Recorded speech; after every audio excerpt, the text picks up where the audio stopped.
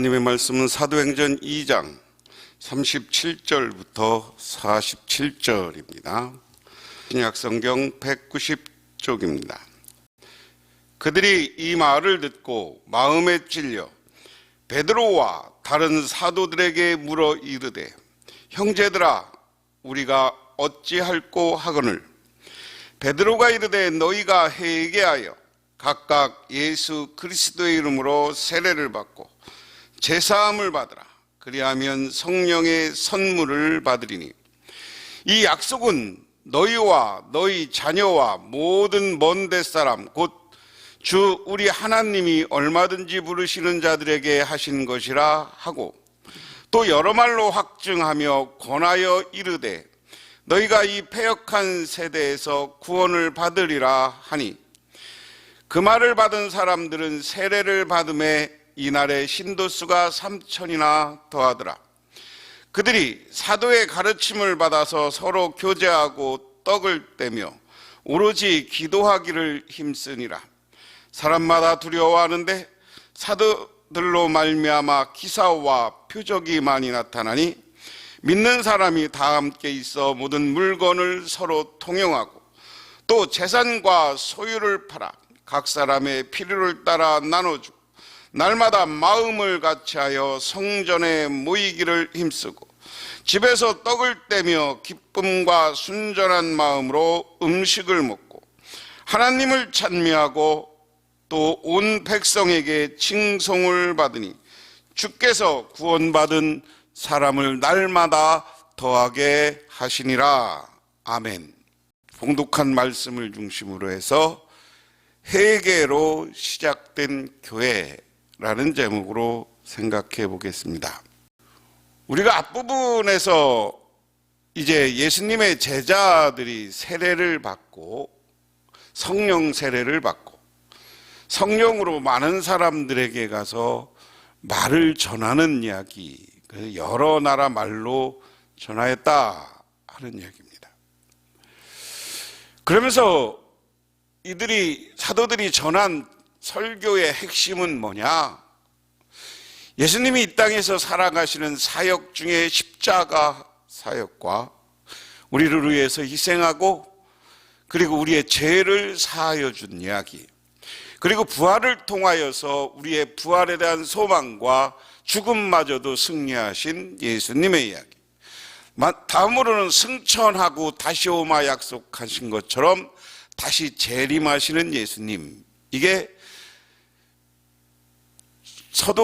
처음 교회, 처음 은혜 받고 성령 충만함 받은, 성령 세례를 받은 제자들과 무리들이 전한 증언의 핵심입니다. 그 말씀 이후에 이제 많은 사람들이 오늘 37절에 보니까 그들이 이 말을 듣고 마음에 찔려 베드로와 다른 사도들에게 물어 이르되, 형제들아, 우리가 어찌할꼬 그렇습니다. 그 예수님에 대한 전하고 예수님을 이렇게 십자가에 못 박은 유대인들과 이스라엘 사람들에게 그것을 전했습니다. 그런데 예수님은 죽음마저도 승리하고 부활한 그리스도인 것을 증언하는 제자들의 이야기를 들은 거예요. 그 이야기를 듣고 마음에 찔렸다 하는 겁니다. 여러분, 우리가 신앙생활하고 예수 믿고 하는데 가장 기본, 세상 사람도 하나님으로부터 구원받고 예수를 영접하려면 가장 출발점이 어디느냐? 마음에 찔리는 게 있어야 돼요. 복음을 들으면 마음에 찔려야 됩니다. 오늘날 사회에 가장 큰 문제가 잘못해놓고서도 잘못하지 했다는 생각을 안 하는 사람들의 문제예요. 마음의 찔림조차, 자기가 잘못한 것조차 깨닫지 못하는 사람들, 이런 사람들은 마귀의 자식입니다. 이 말을 듣고 많은 청중들이 십자가에 못 박은 예수를 하나님이 주와 그리스도로 삼으셨다는 말에 그들은 마음에 찔림이 있는 거예요. 그들이 마음에 찔렸다, 여기서 마음에 찔렸다는 말은 카티니스입니다. 헬라어로. 카티미스라는 마음은 마음을 찔러 부수다라는 말. 무슨 얘기예요? 마음이 찔려 부수면 지금까지 가지고 있던 나의 생각, 나의 고집, 나의 아집, 나의 잘못된 율법에 대한 해석, 이것이 하루아침에 부서지고 새롭게 예수를 그리스도로 영접할 마음이 생겨야 되는 거예요. 그런 사람들을 향해서 오늘 38절에서 40절에 보니까 베드로가 이르되 너희가 회개하여 각각 예수 그리스도 이름으로 세례를 받고 제사함을 받아라. 그리하면 성령의 선물을 받으리니 이 약속은 너희와 너희 자녀와 모든 먼데 사람 곧 주 우리 하나님이 얼마든지 부르시는 자들에게 하신 것이라 하고 또 여러 말로 회중에게거나 이르되 너희는 이 패역한 세대에서 구원을 받으라 하니. 베드로는 이들에게 구원 요청을 합니다. 그리고 구원받으려면 회개하라고 답합니다. 이 회개는 그리스도께 속하는 자라야 공적 고백, 많은 사람들에게 예수를 구주로 영접하겠다는 고백이 있어야 되는 거예요. 그 다음에 세례를 주는 거예요. 오늘날도 세례를 줄 때요, 중요한 건 반드시 나는 예수를 구주로 영접하겠다는 선서를 받은 다음에 세례를 주는 거야. 오늘 너희들이 세례를 받으려면 과거의 죄를 회개하고 예수를 그리스도로 고백하라 하는 겁니다. 그 고백은 뭡니까? 이 제자들이 증언한 내용을 그대로 고백해야 되는 거예요. 예수의 십자가의 보혈이 우리의 죄를 용서해 주는 것을 믿고 우리는 다시 이 땅에 살다가 부활할 것을 믿고 또한 영생을 믿고 예수님이 다시 오신다는 것을 믿는 신앙, 그렇게 되면 우리는 구원의 혜택을 받는다. 41절에 그 말을 받은 사람들은 세례를 받음에 이날의 신도수가 3,000이나 더하더라. 야, 오늘 베드로와 사도들이 각종의 말로, 각종의 외국에서 온 사람들도 알아들을 수 있는 말로 회개를 요청하는, 그리고 예수님이 그리스도인 것을 전하였어요. 그러니까 성령이 역사하니까 마음에 찔림이 있는 거예요. 마음의 찔림이라는 건 헬라어를 그대로 해석하면 마음을 부수고 새롭게 예수를 영접하는 거라고 그랬어요. 내 잘못된 생각, 아직 고집을 부리고 예수를 영접하는 거예요. 그러니까 그들의 수가 점점점 많아져서 하루 지금 베드로가 설교하는데 하루에 3,000명인의 교인이 됐더라. 여러분, 내가 오늘 제목을 회개로부터 시작한 교회라고 그랬어요. 오늘 제자들이 나가서 많은 사람들에게 회개를 요청했어요. 그런데 아직도 예수를 모르는 사람들을 향해 가서는 너희들 예수 믿지 않고 이대로 가다는 지옥 간다고 얘기해줘. 예수가 구원자라고 얘기하죠. 회개를 촉구하고 회개하라, 천국이 가까웠노라, 우리는 외쳐야 되는 거예요. 그 회개를 통해서만 구원받는 자리에 서게 되기 때문에 그랬습니다. 그 다음에 42절에 그들이 사도의 가르침을 받아 서로 교제하고 떡을 떼며 오로지 기도에 힘쓰니라. 하루에 3,000명이나 교인이 더해진 것, 그리고 예수님을 따르는 무리가들이 최소한 70문도 한 500명은 됐다고 그랬어요. 이 사람들이 성령 받았어요. 이거에 합치면 한 지금 3,500명 정도가 돼서 처음 교회를 만들기 시작한 거예요. 그런데 이제는 교회가 조직교회가 되기 시작하는 거예요. 지금까지 막 돌아다니면서 얘기했지만 이제 교회와 교회 공동체가 출발하는데, 교회 공동체가 하는 것이 뭐냐? 첫 번째, 사도의 가르침을 받아 그랬습니다. 늘 이 교회 와서 회개하고 온 사람들은 사도들이 가르침을 받았다는 건 오늘날 설교와 예수님에 대한 것과 구약 성경에 이용되는 것, 그리고 삶의 가치, 예수 믿는 사람 어떻게, 이런 것을 가르침을 받았다는 거예요. 그 다음에 서로 교제하고 떡을 떼며 그랬습니다. 우리 교회 두 번째 요소가 중에 교제하고가 중요한 교회죠.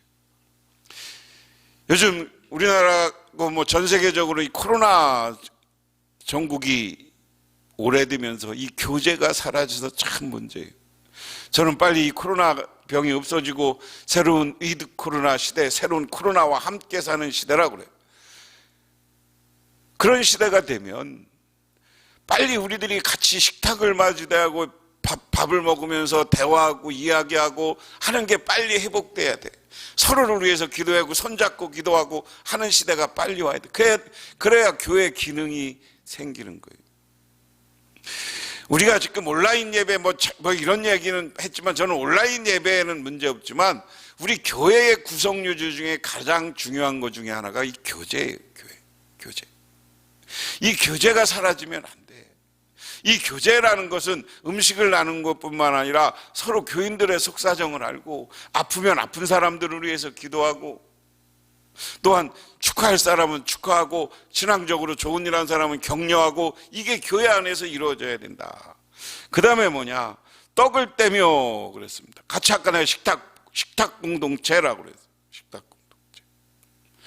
그리고 가장 중요한 게 오로지 기도하기에 힘쓰니라. 교회는 기도해야 돼요. 기도하고 능력받아야 돼요. 저는 오늘 이 말씀을 동영상으로 보고 있는 우리 성도님들이 이 말씀을 보고 끝나는 것뿐만 아니라 최소한 10분에서 30분 정도 간절히 하나님께 기도하시기를 바랍니다. 그래서 하나님을 만나고 하나님을 체험하시기를 주님의 이름으로 축원합니다. 그래서 사도들은 가장 중요한 게 가르침을 받고, 교제라는 것은 다른 말로 하면 나눔이라고 그랬습니다. 떡을 떼는 건 만찬입니다. 그리고 마지막으로 서로에게 기도하기에 힘썼다. 이 네 가지가 잘 이루어지는 것이 교회다 하는 겁니다. 그 다음에 이제 교인들이 어떻게 살았냐, 교회의 기능을 얘기하고 43절부터 47절까지는 교회의 기능인데 한번 보시기 바랍니다. 사람마다 두려워하는데 사도들로 말미암아 기사와 표적이 나타나고, 믿는 사람이 다 함께 모여 모든 물건을 서로 통용하고, 또 재산과 소유를 팔아 각 사람의 필요를 따라 나눠주며, 한 기적은 신자들의 나눔이었습니다. 이것은 서로를 통용했다는 거예요. 오늘 통용했다는 건 서로 신자들끼리 나눴다는 거예요. 이게 기적이요. 자기 물건을 가서 나누고 자기 것을 내놓고 서로 나누고 통용했어요. 이게 하나님 나라를 이미 보여주고 교회 안에 보여주고 있는 것이다. 그래서 우리가 교회는 뭐냐, 교회 가장 중요한 하나님 나라를 설명할 때 하나님 나라는 오실 나라 그리고 이미 온 나라, 이것을 좀 어렵게 표현하면 선제적 하나님 나라 그리고 다가올 미래적 하나님 나라. 선제적 하나님 나라는 교회 안에서 하나님 나라를 이루어야 된다는 거예요. 오늘 그것을 여기에서 이야기합니다. 재산의 소유를 팔아 필요를 따라 나누어주고 물건을 서로 통용하고, 소유의 개념이 사라진 거야. 그리고 이걸 나누는 거야. 베푸는 거야. 그걸 가지고 교회가 하나가 됐어요. 우리도 그런 기적을 만들어낼 수 있느냐? 우리 교인들이 서로 물건을 통용하고 나누고 베풀고 내 것을 가져올 수 있느냐? 가져오다가 교회에다 내놔야 되는 거예요. 그리고 이것을 필요한 사람들이 가져가야 되는 거예요. 그 다음에 보시기 바랍니다. 날마다 마음을 같이하여 성전에 모이기를 힘쓰고 집에서 떡을 떼며 기쁨과 순전한 마음으로 음식을 먹고. 오늘 여기냐면 날마다 마음을 같이하여 성전에 모여서 기도했다. 아까 기도는 얘기했어요. 집에서 떡을 뗐다는, 우리가 얘기하면 요즘 말하면 구역예배처럼 각 가정에 가서도 교회 와서 예배드리고 말씀 들은 것도 모자라서 각 가정의 구역으로 가서 친한 사람들끼리 가서 서로 또 떡을 떼고 밥을 같이 먹고 그러면서 서로 대화를 나누고 통용한 거예요. 음식을 먹고. 여기에 중요한 건 순전한 마음으로 음식을 먹었다. 부담 없이 먹어야 되는 거예요. 교인들끼리 나눈 건 내가 나중에 베품 받았으니까 또 와야지, 그건 요즘 자본주의적 생각이고, 이 시대는 그냥 가서 기쁨으로, 부자들이 나눠준 기쁨으로 먹고 부담 없는 거예요. 그러고 교회 와서 열성적으로 일하면 되는 거예요.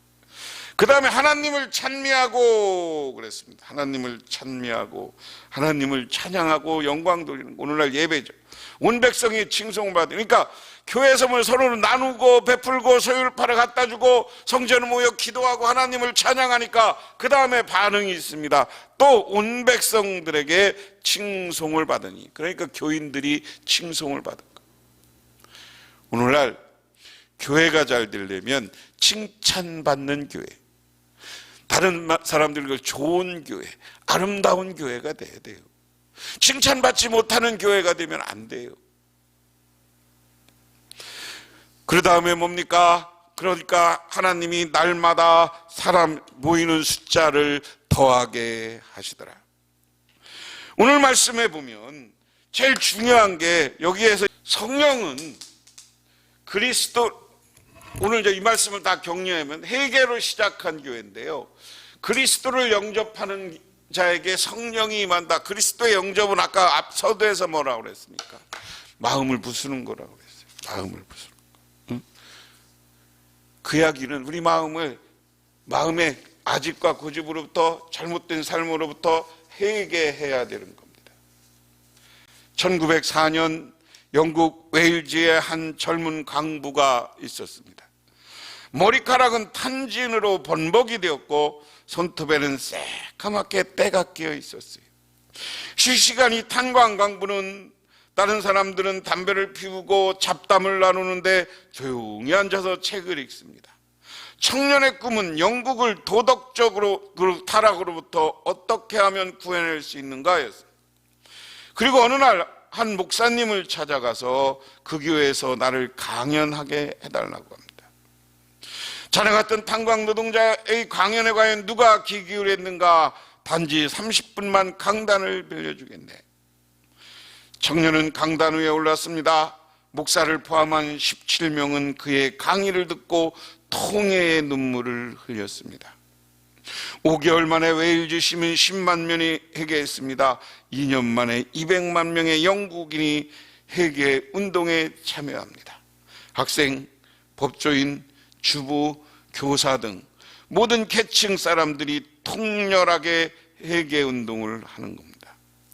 재판관들은 법정에서 재판을 중단하고 피고를 위해 기도했습니다. 이 청년의 이름은 이반 로버츠입니다. 한 사람의 창조적인 선각자가 영국을 타락의 늪에서 보냈고 최고의 선진국 반열에 세웠는 줄 믿으시기 바랍니다. 오늘날 교회도 마찬가지예요. 우리가 교회가 그리스도를 영접함으로 말미암아 많은 사람들이 회개하고 돌아와야 되는 거예요. 그 다음에 두 번째, 성령이 임하면 어떻게 되느냐? 믿음의 공동체를 성령은 강하게 한다. 성령은 그리스도를 영접하는 자에게 임해서 그들에게 능력과 회개를 하게 했고, 성령은 믿음의 공동체를 강하게 해서 오늘 많은 교회에게 힘과 능력 있는 교회 만들어준다는 거예요. 그리고 세 번째, 공동체를 하나 되게 합니다. 오늘 말씀에 서로 통용한 것처럼 하나 되게 하는 거예요. 우리 북명교회가 이 말씀을 듣는 사람들, 이 영상을 보는 사람들이 속한 교회가 그렇게 하나 되는 교회가 되시기를 바랍니다. 그 다음에는 우리가 성령 충만한 교회가 되어야 되는데, 성령 충만한 교회가 되려면 어떠냐? 죄에 대한 각성이 먼저 있어야 되는데, 죄에 대한 각성. 그 다음에 두 번째, 진정한 회개가 있어요. 죄에 대한 각성은 내가 하나님 앞에 정말 죄짓고 잘못한 것을 각성하고 회개해. 그 다음에 하나님 앞에 눈물로 회개하시기를 바랍니다. 이렇게 눈물로 회개가 있을 때 새로운 교회가 부흥의 역사가 나타나는 거예요. 오늘 한국 교회가 죄에 대한 각성을 잃어버리고 죄에 대해서 회개할 줄 모르는 교회가 돼버렸어요. 교회 직분이 나를 내세우는 게 됐어요. 내가 목사인데, 내가 장로인데, 내가 수석장로인데, 이런 것만 존재해요.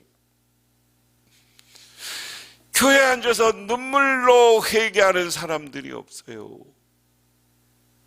저부터 오늘 정말 눈물로 회개해서, 누구를 위해서 합니까? 한국 교회를 위해서 회개하고, 나 자신을 위해서 회개하고, 그리고 정말 우리 교회를 위해서 회개하고, 여러분의 가정을 위해서 회개의 눈물을 흘려서 하나님 앞에 기도하고 오직 하나님이, 성령님이 나의 마음속과 우리 교회와 가정 위에 충만하기를 기도하시기를 바랍니다.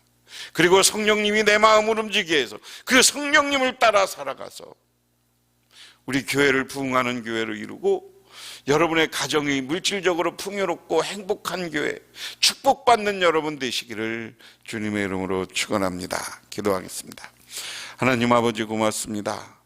오늘도 하나님의 은혜와 은총을 기억하며 저희들 주님의 제단에 나왔습니다. 오늘 이 시간 우리들이 어디 가든지 회개하는 우리 모두가 되게 해주고, 그래서 성령의 충만함을 받아서 능력과 기적과 표적을 나타내고 하나 돼서 부흥하는 교회, 축복받는 가정을 이루게 하옵소서. 예수님 이름 받들어 기도드리옵나이다. 아멘.